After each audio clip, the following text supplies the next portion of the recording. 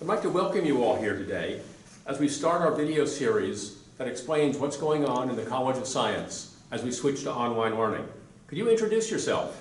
Sure. My name is Amber Schlereth. I'm one of the professional advisors here in the Gupta College of Science. What does your what is your position involve doing? We are first-year advisors, so incoming students or transfer students with less than 30 credits, we advise them on what classes to take throughout their semesters here at Coastal. And when you go through the advising process, how does it normally work?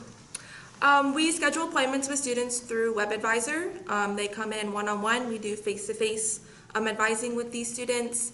Prior to them coming in, we look over their previous semester, what grades they earned, if they have transfer or AP credits, just kind of get an idea of what they might be taking the next semester.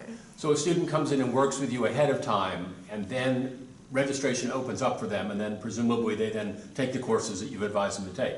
Absolutely, yeah. We always try and get students involved, try to make their own decisions as far as what classes to take, but obviously it is our job to advise the students, so we do want to make sure they are taking the appropriate classes. Okay, so given the fact we've now switched to away from face-to-face interactions and just simply interacting online, what are some of the changes you've seen in how you've been working with students? Oh, big changes. So like I said earlier, we do like to meet face-to-face, one-on-one with students. So all of that is now transitioning to email, essentially. So students definitely need to be checking their email every single day. It's more of a suggested list of classes rather than having a conversation with the students.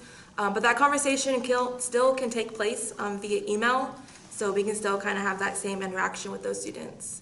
What are some of the things that happen behind the scenes, both in the normal advising process and also now in this new system that you're working on? We still very reliable on paperwork, I would say.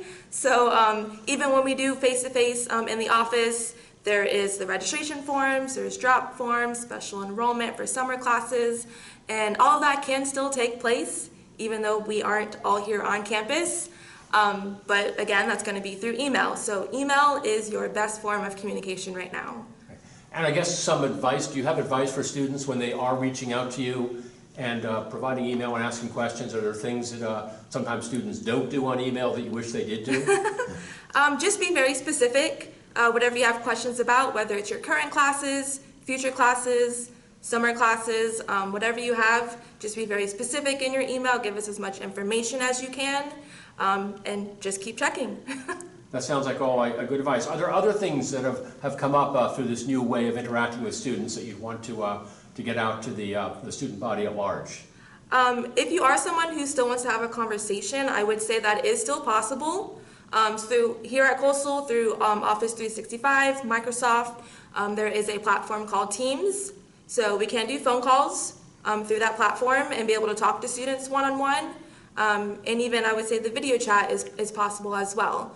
So if you need that actual interaction, not just email, that is still possible. So definitely ask your advisor about that option. Now you're here in the office today. How have you been keeping in touch with the other advisors to share ideas and help each other out? Yeah, exactly through that platform right there, so Teams. So we're able to create a team for all of the advisors here in the College of Science, and we communicate day by day. We know who's in the office on that day. If we need help with something in the office, they can assist. And we still meet once a week. We have a weekly meeting on Mondays, and we are doing that via video conference.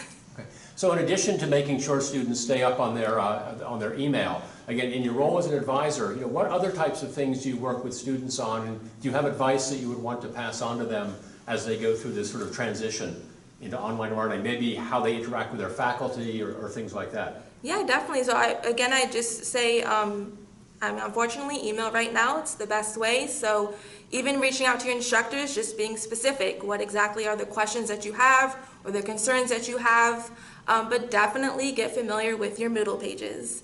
So that is how our classes are, so definitely get in there every single day and see what's going on. Now, does advising use a Moodle link, or are you working just through email, telephone, and things like that? Is there... Yeah, we do not have a specific Moodle page. Okay. So email, or if we're going to do Microsoft Teams, that's going to be the best two ways, I would say. And a student can get on that Microsoft Teams, that's available on the student? Absolutely, yeah. So if you log into your email, office365.coastal.edu, and pull up. You have your platforms up on the, what's that, left side.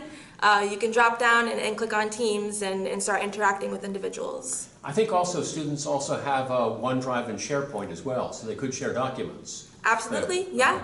Either with advisors or instructors or different students or things like that. OneDrive is a shareable file platform. Okay.